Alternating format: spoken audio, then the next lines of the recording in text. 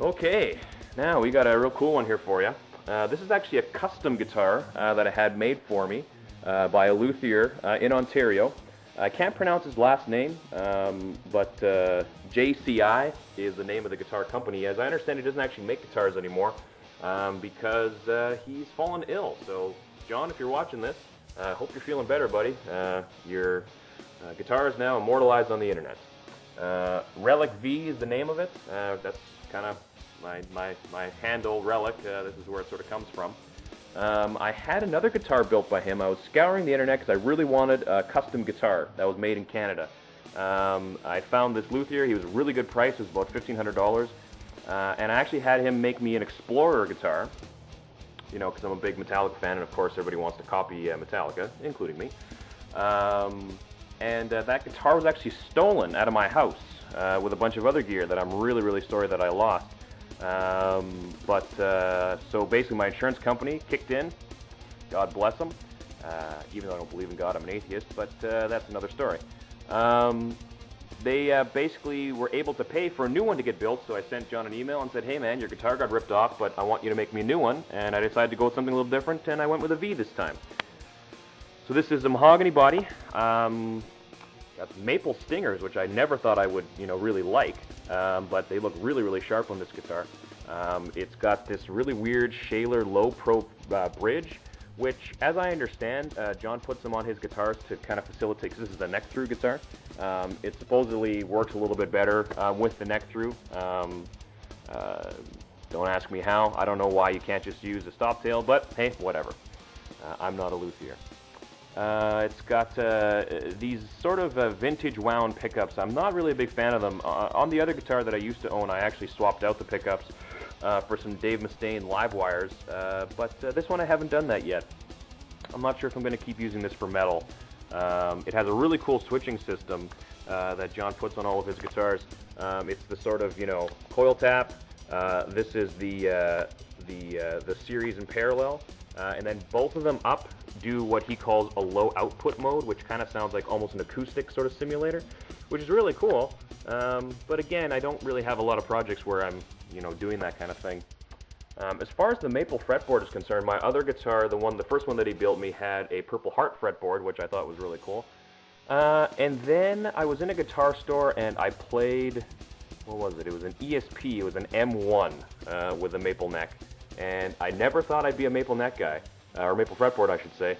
But then I played that thing and I was just blown away. I love the feel of it now. As you can see on the telly, I had to get something with a maple fretboard because it's just, I don't know, it's just more comfortable. You can just get a little bit more speed off the fretboard, I find. I don't know. I'm not really sure what it is.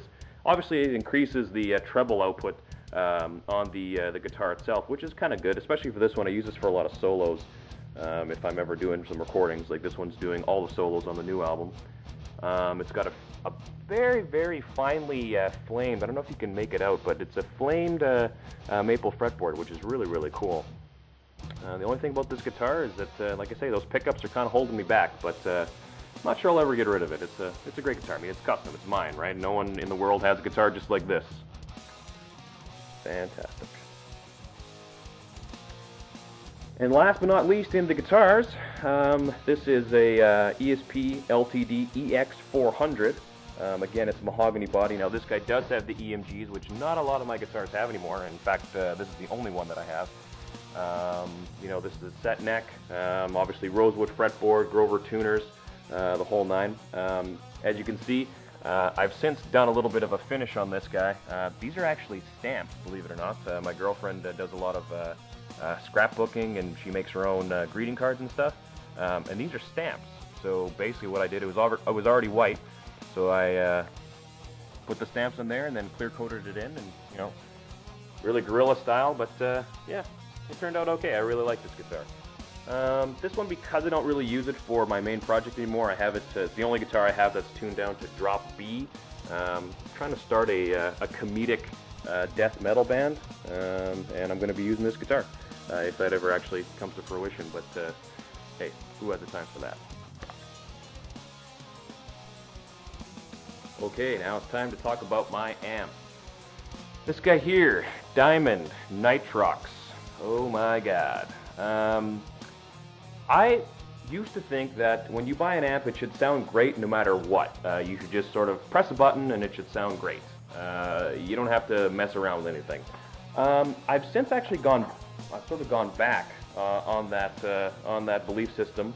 When I first heard this guy, because I actually used to work in a guitar store, and when I first heard these amps, I was supremely unimpressed. I was like, well, why is this thing, you know, $2,200 for the head and whatever it is, another $1,000 for the cab? I don't understand. I don't like the way it sounds. But after a few months of sort of working there and piddling about with these things and turning knobs and all this kind of stuff, I sort of began to equate it to being like a relationship, you know? Sure, you can sleep with a girl right after meeting her, and it's fantastic, but the real relationships you got to work at, and they develop over time. And that's sort of my mantra with this guitar, or with this amp, I should say. I actually got a really good deal on it, so that was another reason why it was, you know, why I probably own it.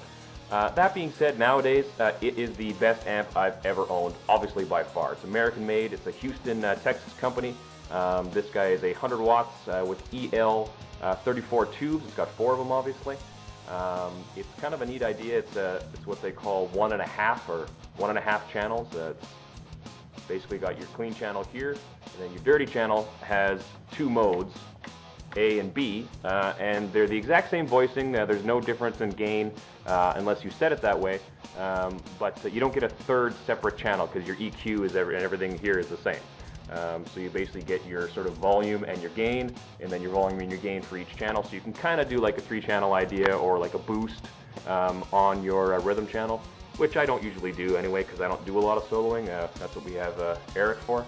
But it's cool. You know, it's good to know that you have that diversity if you need it. And the other cool thing about this guy, while it doesn't have a master volume, it has an effects return knob on the front. On the back here you can see that when Diamond ships these things to you, they actually jump on your effects loop. Oh, you can see it. Well, whatever. Take my word for it.